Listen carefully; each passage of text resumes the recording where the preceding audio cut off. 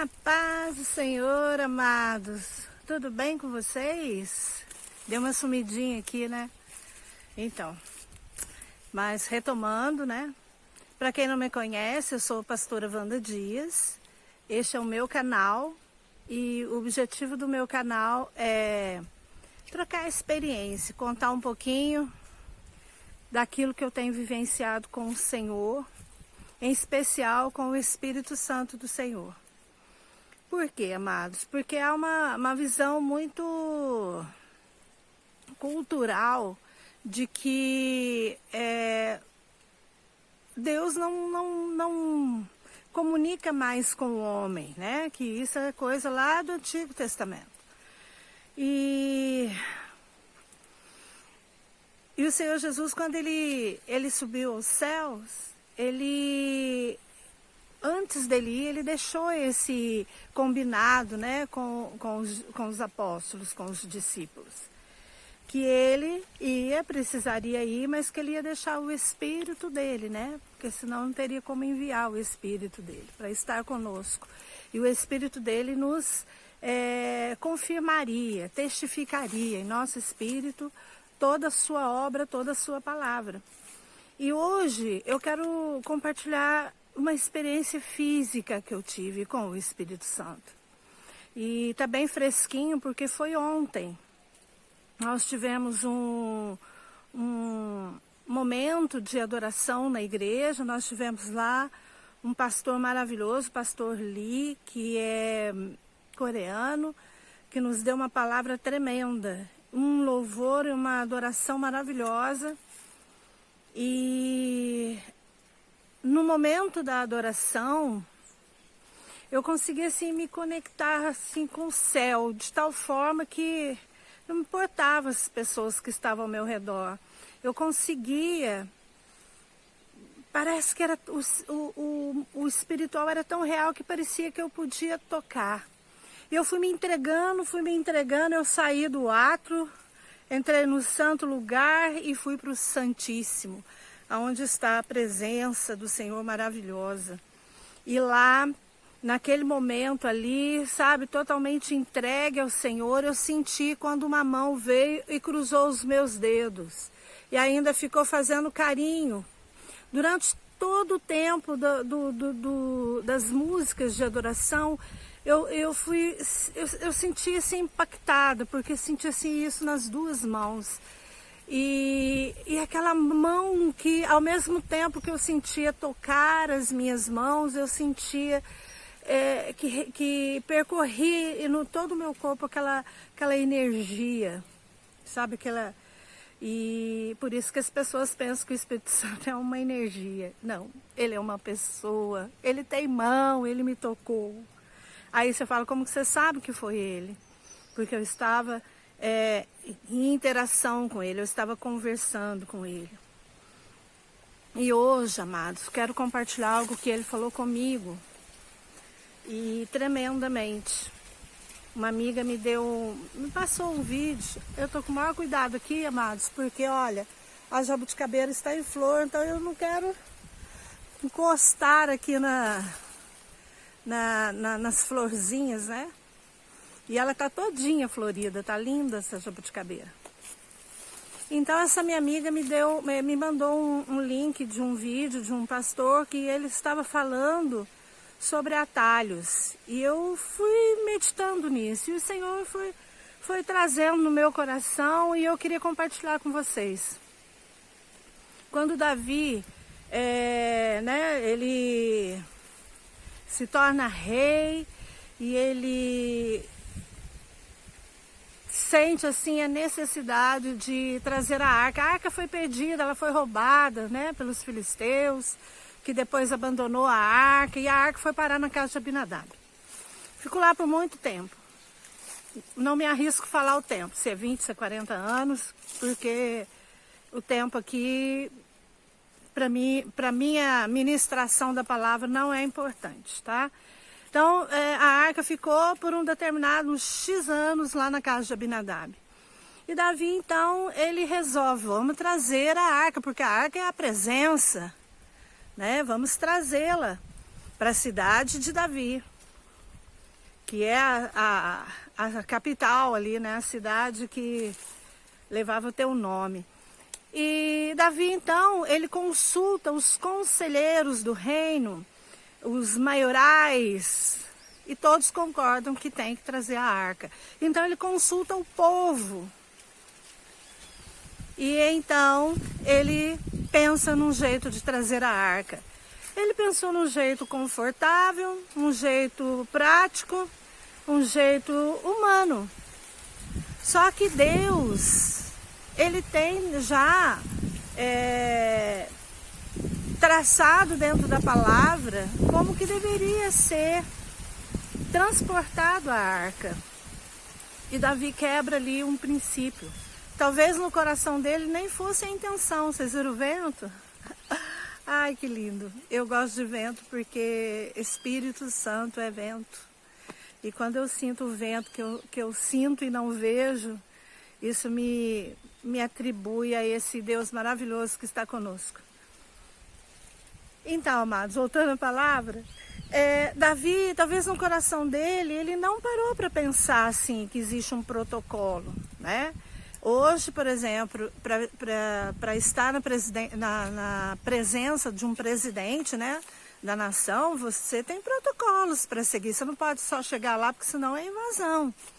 E esses protocolos têm que ser seguidos para que tudo ocorra dentro da legalidade. Então, para transportar a arca, na época que foi criado o tabernáculo, Deus deu a Moisés todo o protocolo que tinha que ser seguido. Por quê? Porque Jesus não tinha vindo ainda, né? Jesus não tinha nascido, então precisava seguir esses protocolos. E Davi quebra esse protocolo. Talvez no coração dele, porque a palavra fala que Davi tinha um coração segundo o coração de Deus. Então talvez a intenção dele foi boa, consultar o povo, né? Que ele era rei daquele povo. Mas ele não consultou a pessoa mais importante, o dono da presença. Ele não perguntou para Deus: Deus, eu quero trazer o Senhor de volta, a arca da tua presença.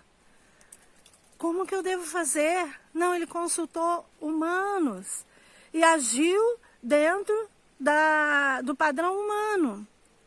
E arrumou então um carro de boi, né?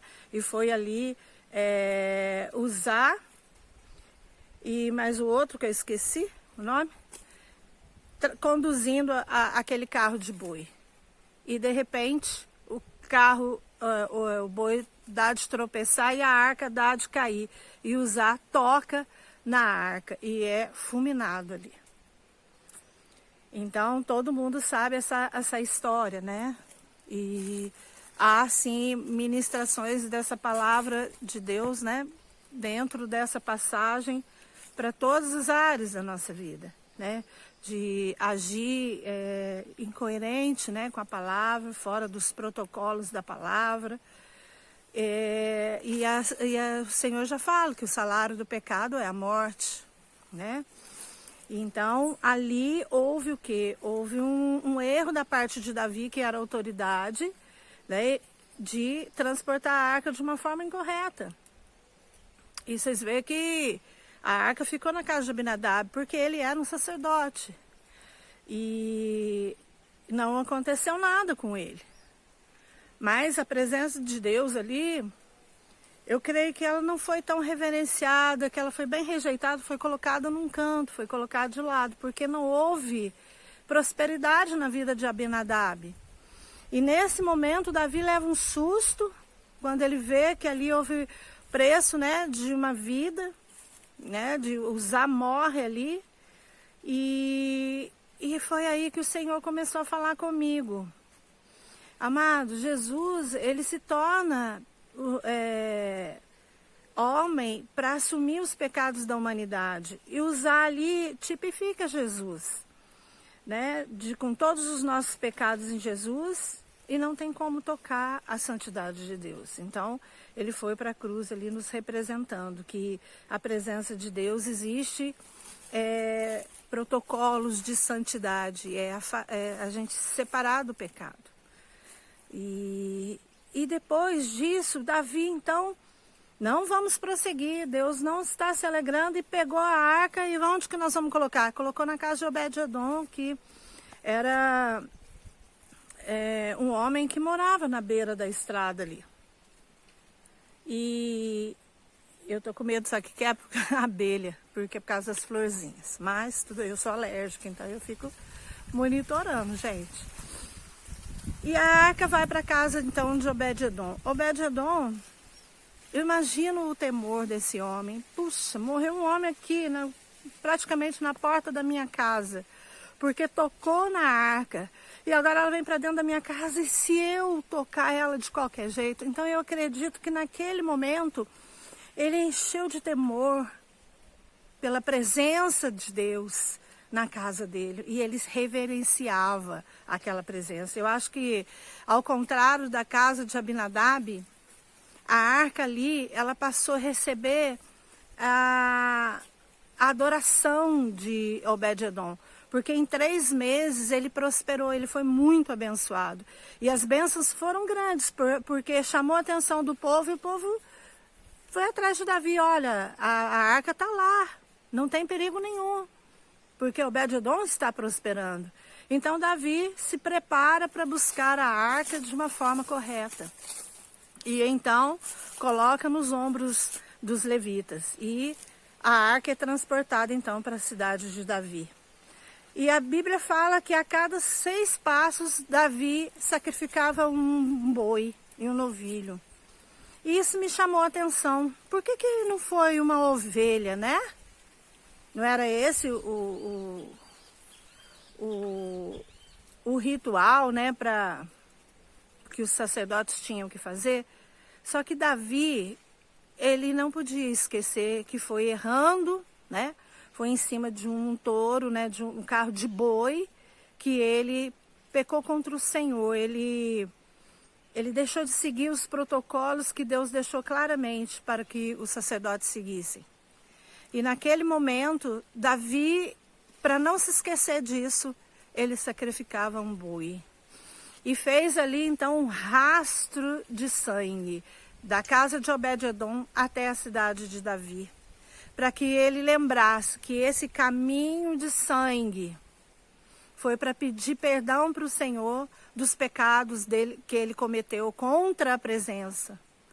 Aí, amados, eu fiquei ouvindo isso e fiquei imaginando.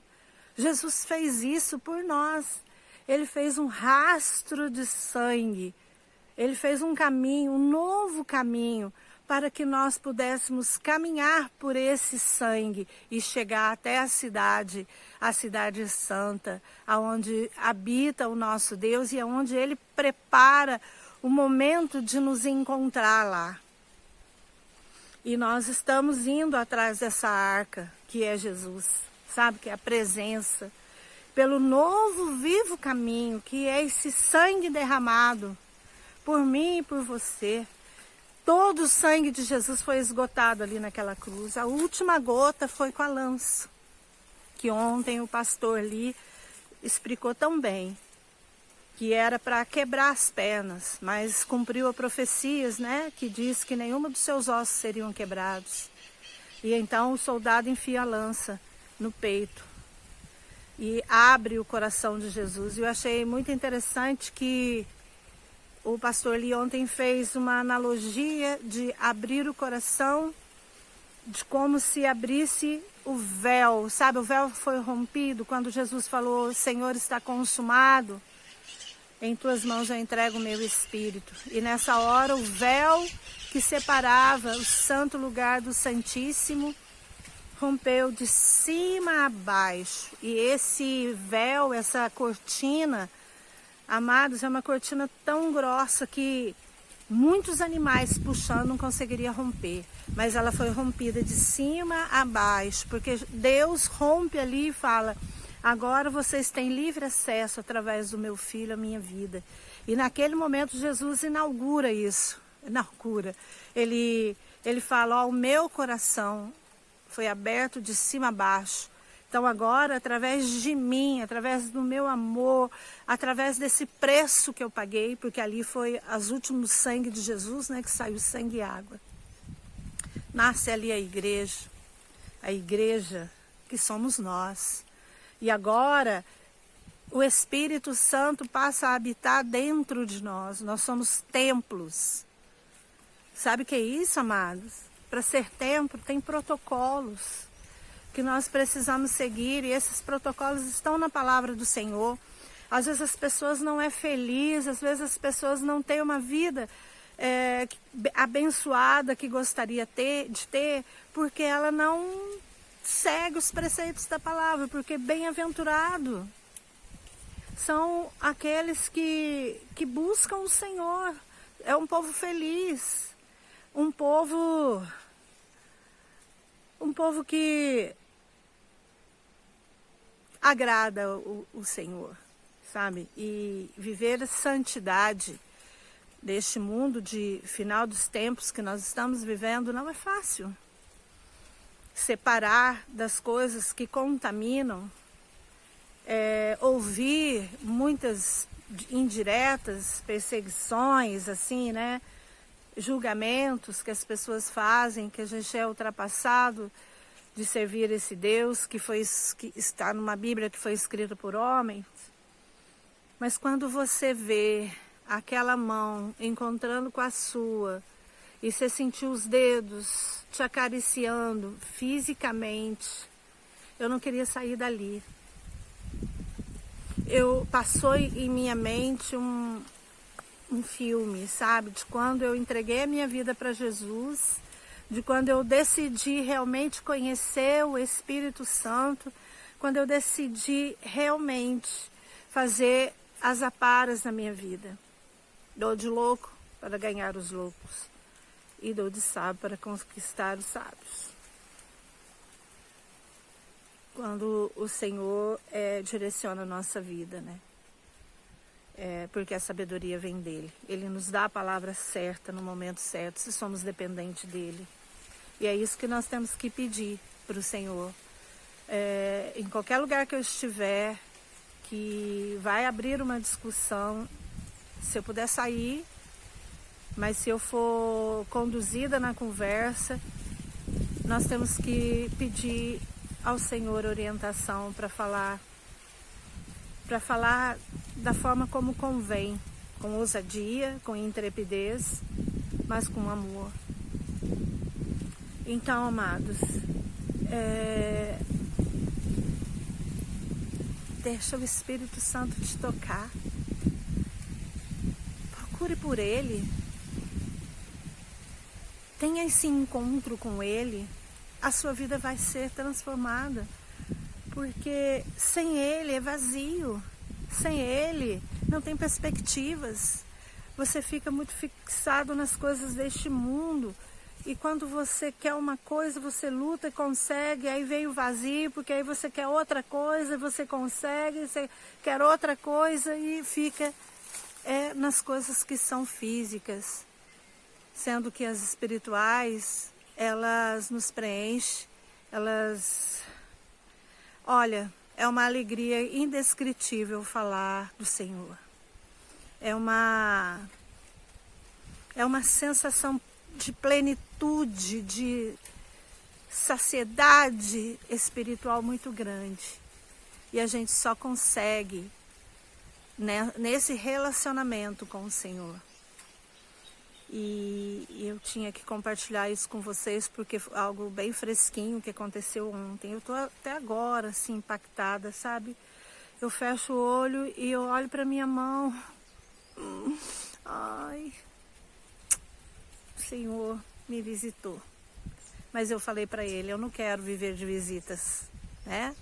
Aquela unção, aquele momento muito gostoso, mas eu não quero, eu quero a presença. Eu quero mergulhar no Senhor. E quando você adquire uma certa maturidade espiritual, você não quer mais ser vista por homens. Você quer ser enxergada pelo Senhor, sabe? Águas profundas. E nas águas profundas ninguém te vê mais. Você está totalmente coberto pelas águas. E ao mesmo tempo, você é tão visível no mundo espiritual. A as trevas têm que se submeter a você, porque você está imergido nas águas do Senhor. E eles temem por isso, porque eles foram descaracterizados quando caíram, quando decidiram viver longe de Deus. Louvado seja que 2/3 dos anjos optaram em estar com o Senhor, e são eles que nos fortalece, nos protege, nos ampara, né? São eles que estão ao serviço do Pai para nos auxiliar. E nós somos enxergados neste mundo que a gente não vê, que é real.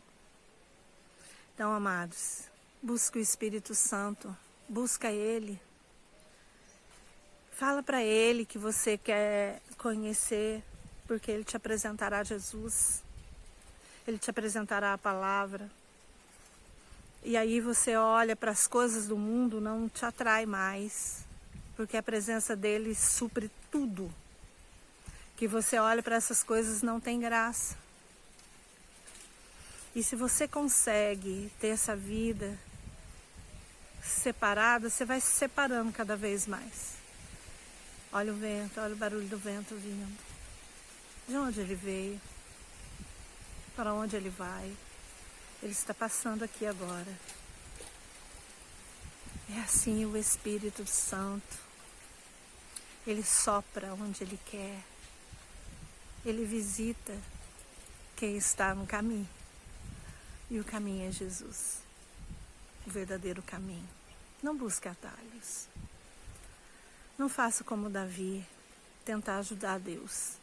Deus tem os seus protocolos, seu meio, seu tempo, seu jeito, sua obra.